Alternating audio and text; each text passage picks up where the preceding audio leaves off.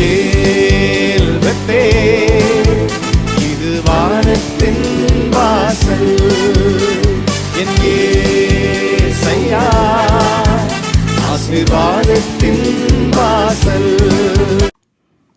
கர்த்தருடைய பரிசுத்த நாமத்துக்கு மகிமை உண்டாவதாக. உங்கள் ஜெபங்களுக்கு பதில் வேண்டுமா?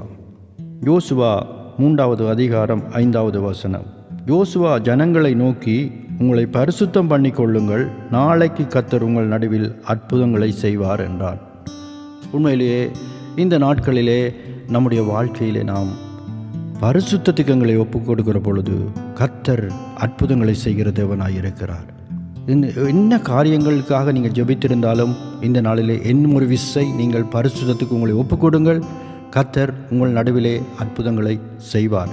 யோசுவா சொன்ன பொழுது ஜனங்கள் அங்கே பரிசுத்தப்படுத்தி கொண்டார்கள். அடுத்த நாளே அங்கே பெரிய அற்புதம் நடந்தது, அதிசயம் நடந்ததை பார்க்கிறோம். யோர்தான் நதி புரண்டு ஓடி வந்த நதி அங்கே ஒரு குவியலாய் நின்றது என்று நாங்கள் பார்க்கிறோம். எல்லா தடைகளும் உடைக்கப்பட்டது. அதுபோல் உங்களுடைய வாழ்க்கையில் இருக்கக்கூடிய தடைகள் நீங்கும், உங்களுடைய வாழ்க்கையில் வரக்கூடிய ஆசீர்வாதங்கள் வரும், உங்களுக்கு நடக்க வேண்டிய அற்புதங்கள் நடக்கும். ஆனால் பரிசுத்தத்துக்கு உங்களை ஒப்புக் கொடுங்கள். ஜெபிப்போம். அன்பின் பரலோக பிதாவே, நன்றியோடு துதிக்கிறேன் அப்பா.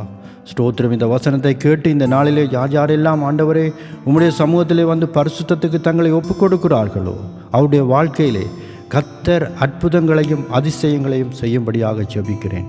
இயேசு கிறிஸ்துவின் நாமத்தில் ஜெபிக்கிறேன். ஜீவனுள்ள நல்ல பிதாவே, ஆமென்.